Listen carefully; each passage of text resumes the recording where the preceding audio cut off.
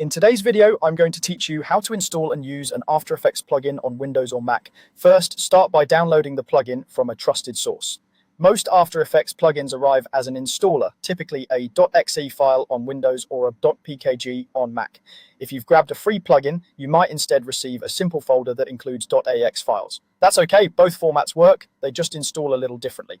If your download came with an installer, double-click it to run, follow the on-screen prompts. The installer knows where to put everything and will automatically place the plugin in the correct After Effects directory for your system. You might see a security or permissions prompt from your operating system. Go ahead and allow it so the files can be copied where they need to go.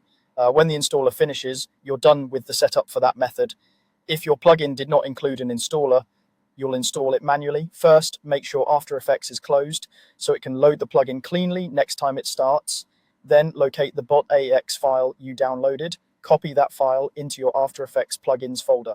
On Windows, the default path is c/program files/Adobe After Effects support files.plugins.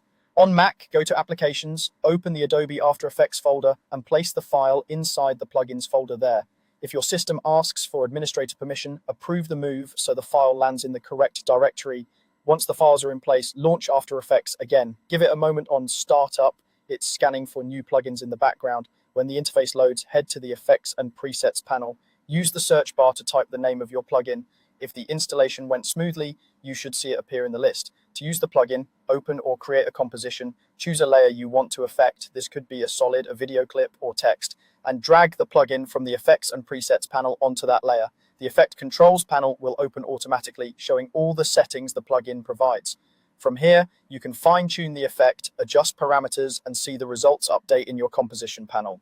If you don't see the plugin, double-check that the file went into the correct plugins folder, confirm you installed the version that matches your After Effects release and operating system, and restart After Effects once more. That's it. Download, install, restart,